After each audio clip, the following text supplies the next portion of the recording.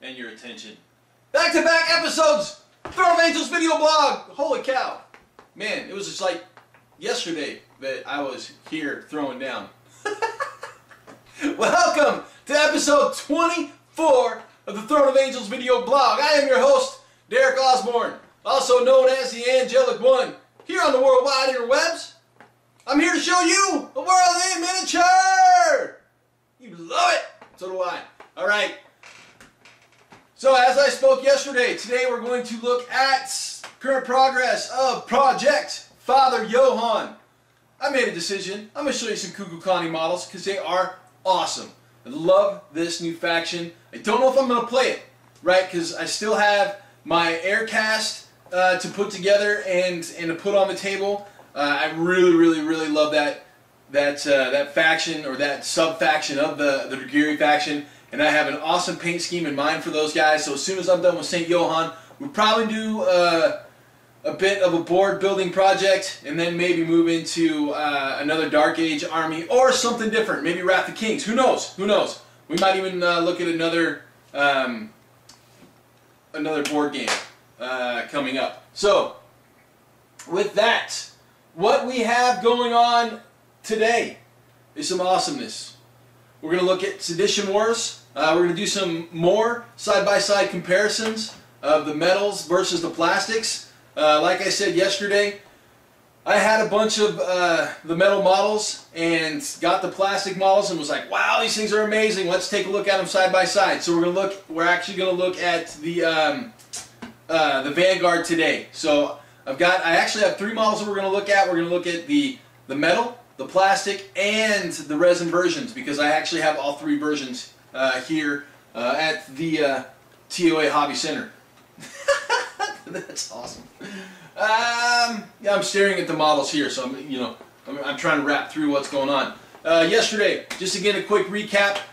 We initially looked at Sedition Wars, did a couple of quick views on the Rivet Wars models, game that is up on Kickstarter right now by Simon and Ted Terranova. If you guys don't know, he's actually a fantastic digital artist. I believe did a bunch of work on Age of Empires. So look him up, take a look at some of his older work, and check out that Rivet Wars Kickstarter. Very cool, ending soon.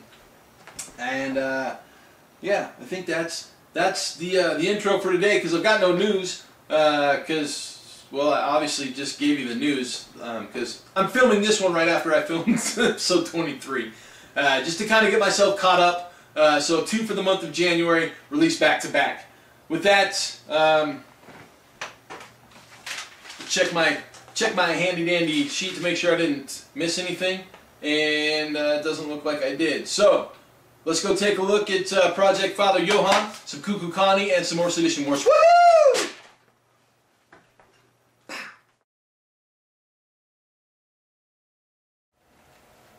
This is the current state of Project Father Johann. As you can see, it is quite an extensive bit of work. Well, we'll just start in the middle. Father Johann, we got Dexus, we got Dominique, we got John Woe, we got Saber, we got basically troops all across the board. Fallen Angels, we got a Grafter, Grafter's Apprentice, a Thrall, the Harpies, Bolas, and then Buzzblades all across the back, Drillheads, Nightmare Juggernaut, Warhead, a Golab, a Raise, and then a standard Abomination. Alright, now, again, I have not yet decided on a paint scheme for these guys. Woohoo! Optimus in the house. The paint scheme is still kind of eluding me. As you can see, they are fully based and fully primed. I do have a number of models on Secret Weapon Urban Rebel bases. I have a number of models that I have actually made custom bases for. Obviously the Abomination and the Nightmare Juggernaut have huge custom bases. The Warhead, this is the base that I actually did a tutorial on, and we'll get that edited and uploaded here in the near future. Custom bases here and here. Bases by, oh, that's a custom base. Secret weapon, custom bases with the drill heads, just due to the fact that the way that the models come, you don't have a choice. Secret weapon, you know, this is Father Johann himself who's got a custom base with, I don't know if you can see it there, but a lion, yeah, you can totally see it. Lion's head from one of the Cyborg basing kits. That there is a piece from a Secret Weapon Broken Doric Column set.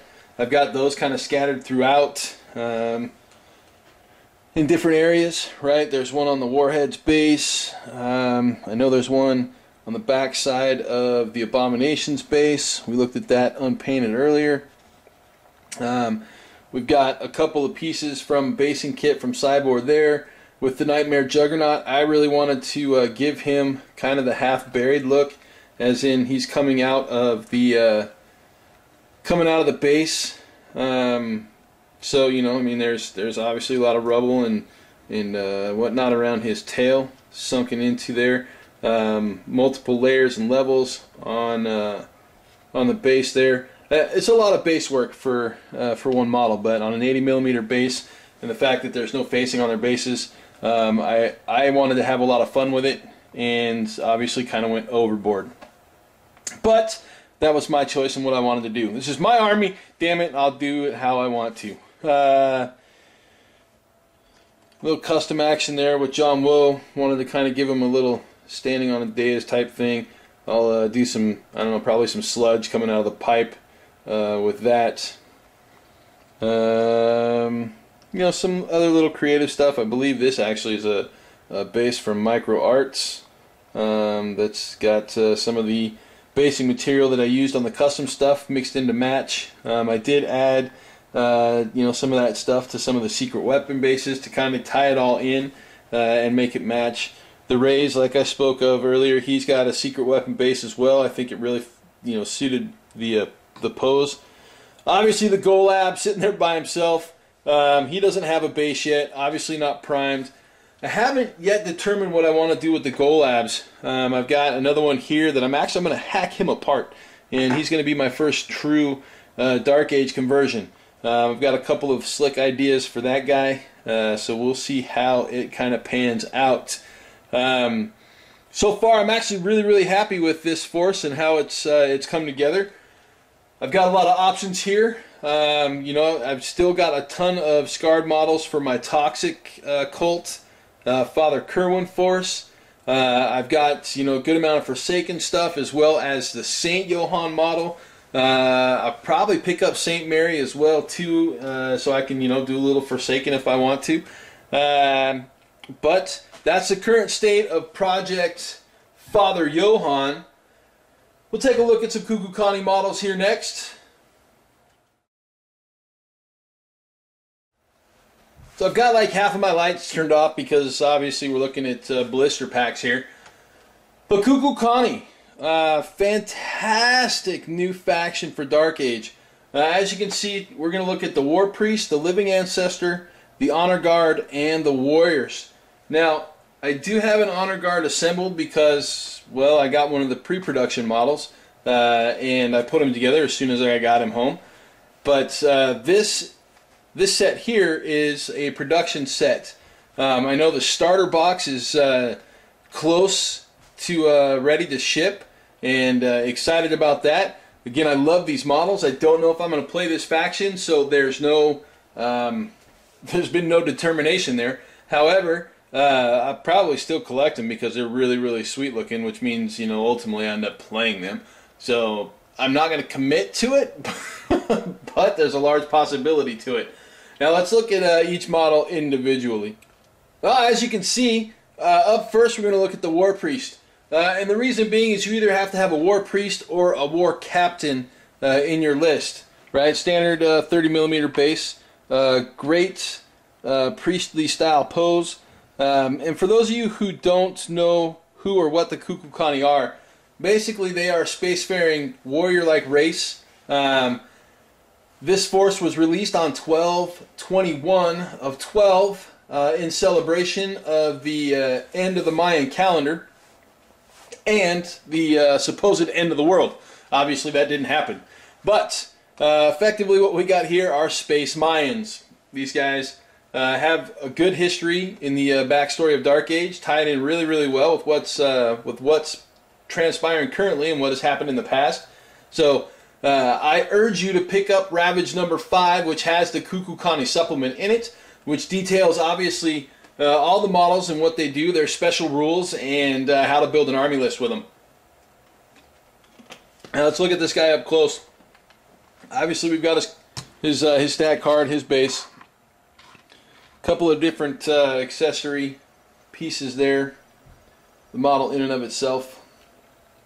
Now again, I'm not going to talk about how awesome this series of models are, because I absolutely love them. I'm like in total and utter disbelief at how cool they are. But once again, the production of Dark Age miniatures, I think, is just phenomenal. Right? I looked over all these models. Details are fantastic. Mold lines are minimal, if any at all. And as you can see, that's a little blurry. As you can see, it's just nice and clean, right? Excellent details, very, very clean, and a phenomenal little piece of work. Obviously, hand and an accessory sprue, and then the head with another accessory sprue. Look at the head on that. That's just cool and blurry. So yeah. So that's the War Priest for the Kukulkani. Up next, we're going to take a look at the Living Ancestor. Living Ancestor in the house. As you can see, comes with a stat card. The model himself, his face, a couple of bone-like protrusions that come off of the back of his skull, and you know, my ever-favorite 40mm base. That's right, 40mm base. What does that mean? That means he's probably a shock troop of some sort. I like to make those assumptions. I know what he is. I know what he does. But if you haven't read the rules yet, go pick him up. Well, let's do a size comparison really quick. How does this guy rate with other 40mm size monstrosities? Oh my god, I just broke my Nephilim soldier. That's a crime. I'll have to fix him. Man, it's like day of breakage. So there he is next to the Neph soldier. Obviously a little smaller than him, but he does stack up well against the Grey Knight Terminator. Now, quite simply, he is a larger individual. He's bigger than the War Priest. He's not as big as the Honored Dead, but he is as big as, or bigger than a War Priest, and again on a 40mm base. So the detail on these guys, they've got these great little texture lines basically added to their bodies, which makes them really unique, I think. So again, looking at just the overall quality, the cast quality in these things just always impresses me. Love the Dark Age stuff. You know, there are a few older poses or older models that that I expect them to resculpt, or hope that they'll resculpt. But all of the current stuff, the new stuff, just amazes me. So the face mask for this guy. Can we get? No, we're not going to get any better contrast there. So unfortunately, that's kind of how it's going to go. Maybe if we block out, there we go. So as you can see, the face mask has a skull motif to it, really cool. Again, that's just a quick overview of the Living Ancestor for the Kukulkani.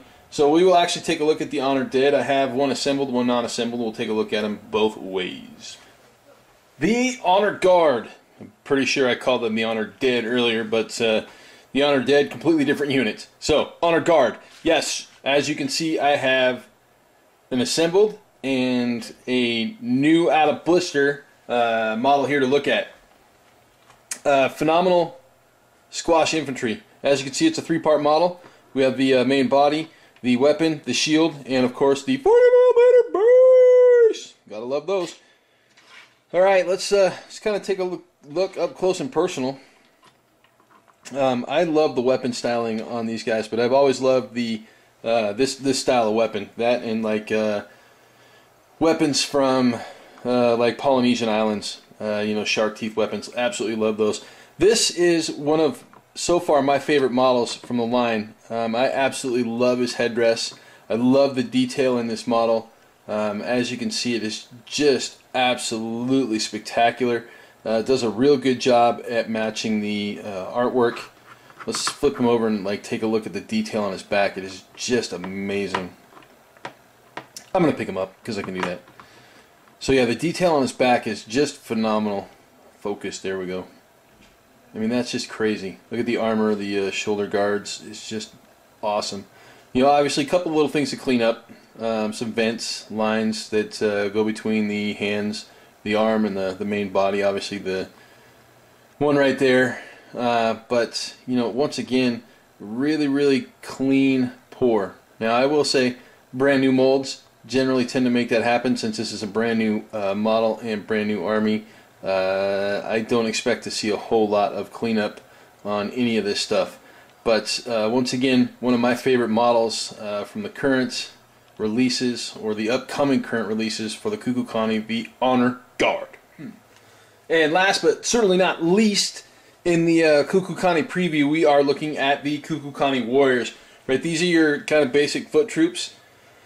Obviously, we get 3 of them. One of them is a two-parter, or actually, I'd say 2 of them are two-parters, multiple parters. Well, let's just back that up. As you can see, we get 3 of them in multiple parts. This guy, 2 parts to his main body. He's obviously missing a leg, which is here, and a pair of arms. Pair of arms for this guy. He'll need arms and basically attached to his legs. As you can see, weapons, shields, fun little greebles, you know, basically bits and parts that add to the character of the models. Let's go ahead and push all this stuff kind of out of the way. We'll look at a shield up close here in a second, but let's take a look at this guy up close and personal, shall we?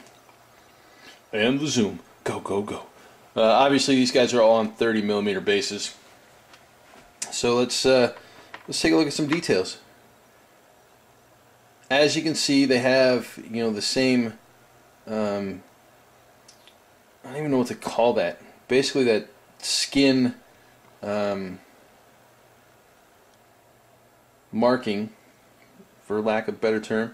Detail, obviously, in the cloaks. So yeah, they've got these, like, you know, carved lines in their skins. All the models that I've seen do well, and so does all the artwork. Focus, come on, focus. There we go. So yeah, as you can see, highly detailed. Oh, look at the spinal column. Nice. Highly detailed models. Pair of legs. Everybody likes legs. Legs.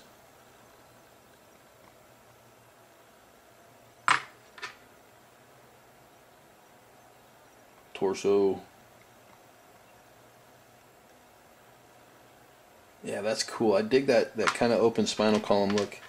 I'm going to go ahead and throw the shields just kind of down so we can take a look at them. I'm not going to pick them up because we're really not going to be able to see them if I have them in my hands. But we will get in up close and personal best we can. There we go. Look at that detail. That's awesome. I totally dig it. Really excited about these guys. You know, again, they've got the same style weaponry as the Honor Guard did. Very cool. Totally dig it. This last one, however, he's got like this crazy hammer looking thing. Then again, all the little extra parts. Obviously, there's a hand there. Some random details of hanging weapons and whatnot. Little bits and pieces that always tend to add a lot of character to the different models. So the giant conglomeration of the Kukulkani Warriors. You know, just a quick glance at them. Obviously, base foot troops don't need a whole lot of attention, but fun nonetheless. Alright, last on the line for this episode. We're going right back to Sedition Wars and taking a look at the Vanguard. We're going to compare a few models. Obviously, we've got Captain Carrot Black right there in the front, followed by Barker Zosa, who's, or excuse me, that's Barker Zosa's bringing up the rear. Morgan Vade is the gentleman in the middle right there. Barker's actually one of my favorite models. He's wickedly cool. I think he's, you know, just straight up Billy Badass. We're also going to compare him to the resin, right? So I've got one of the limited edition resins. I actually have LE resins for all of them, but I'm sure I'm going lengthy into time, so we're just going to take a look at one of them. Now, obviously, at a glance, we'll get in real close. Top view. Plastics on the left, metals on the right. As you can see, the detail scaling on both of them is just, it's phenomenal, right? You really can't tell, especially at board level. So let's just, you know, take a look at Barker Zosa and how his metal version compares to the plastic version. So as you can see, the detailing between the two is just phenomenal, right? I mean, God, it matches so well. I mean, obviously they used the same molds, right? I mean, that was the process that happened. But looking at the two figures at a tabletop level, you really can't tell the difference. You know, I mean, once I get some paint on these guys, you will never know which one is metal and which one is plastic until you pick them up. Right? I mean, that's just phenomenal. Just an outstanding job done by the production team. Obviously, a little spacing there in the backpack. I might fill it, I might not. Who knows? But, you know, again, both the metal and the plastic are fantastic. The plastic, fantastic detailing next to the metals. Now, again, these metals, these three metals plus the 4-strain that we looked at yesterday, minus the XO4, they cost the same as the base box set, right? That value is just, I can't even begin to tell you the value between those, basically just picking up the metal models, right? And the metal models they're not expensive, they're not priced incorrectly, they're correctly priced metal models. You get what you pay for when you buy the metal models. However, the value for the box set is just astronomical. I mean, it's outrageous. It's totally amazing. So I'm going to grab the resin Barker here really quick. You know, and I just wanted to show you really kind of primered versions, and then again the metal versus the bare plastic. The scope and the detail between these models is just amazing, right? It's just amazing. Look at that, that's just fantastic. I don't know if I'm going to get them to balance so we can look at their backs. Maybe. Might not happen with the plastic, she's really light. Alright, so yeah, probably not going to happen. So let's take a look really quick. I'm going to get out the resin Zosa and we'll look at him versus the plastic one, right? So there's a blurred plastic. There we go. Alright, so for those of you not familiar, right, all the resins, they're limited in numbers. This is 87 of 150, which is why I have not assembled it and put it together. I'm one of those weird guys where, like, when I buy a limited edition figure, it just tends to sit in a box. You know, a little odd, I guess. So, Zosa actually has two loadouts, right? And I grabbed the same plastic base that the resin one was on, so we could have a good comparative there. He comes with two loadouts. He comes with the, I think this is a pulse cannon. I think that's what this thing is called. And then he also comes with a flamethrower. So we'll just take a look at the pulse cannon here versus the pulse cannon here, if that's what it's called. I have to look it up. I'll be honest with you, I don't remember. A little crisper on the resin side. But, you know, it is a limited edition resin. That's kind of to be expected. And so we'll look at the plastic Zosa versus the resin Zosa. You know, again, not a huge difference. And this is a resin model, right? I mean, this is what is Zosa? $24 limited edition resin model. Sure, you pay a little extra for it being resin, and of course you pay a little extra for it being limited edition, but let's face it, 4 resin models, same cost as the box set, right? What's Cara Black? Cara Black is not priced. I would say probably somewhere in the same vein, right? So 4 or 5 resin models get you a box set. For those of you that want to play the game versus collecting the models and having cool resin stuff, again, the value is astronomical. So, you know, I mean, just across the board, right? What do we have? We have metal on the left, resin in the center, and plastic on the right. You tell me, right? Is there that much of a difference? I don't think so, especially based off of what you get in the box set.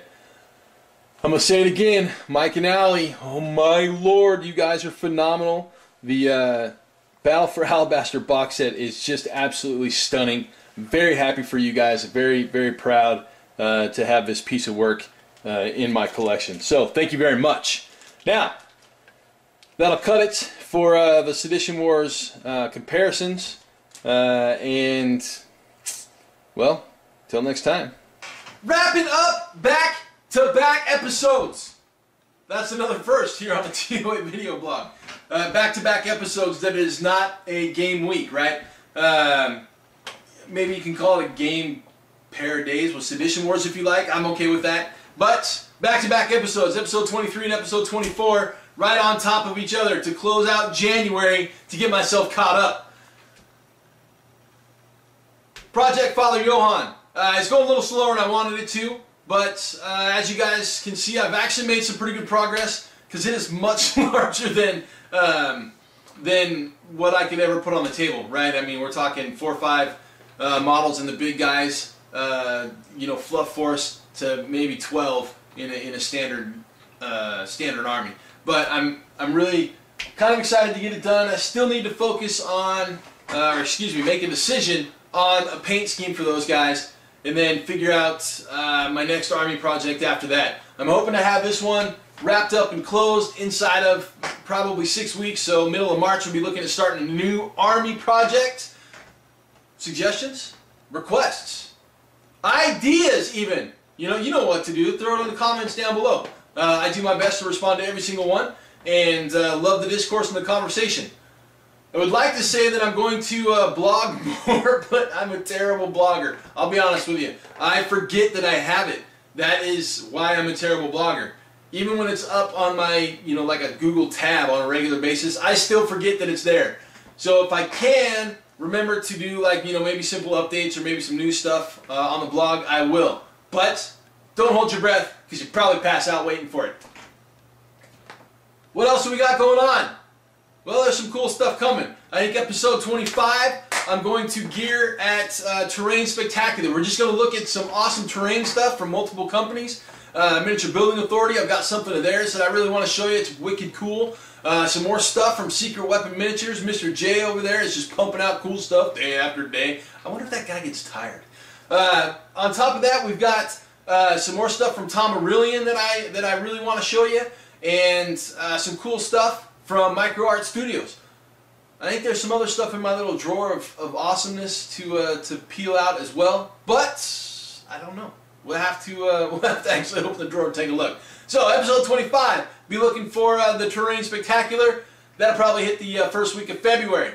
So with that, as always, I appreciate you guys and gals hanging out and watching. If you have any requests, want to see anything, or just want to chat, you know where I'm at. Hit me with a comment below. If you like it, like it. If you're not a subscriber, subscribe. Outside of that, if you want to hit me with an email, it's just throneofangels@gmail.com.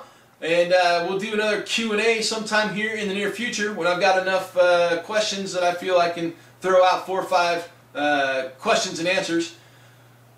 And with that, closing episode 24. So I will see you guys in 2. Woo!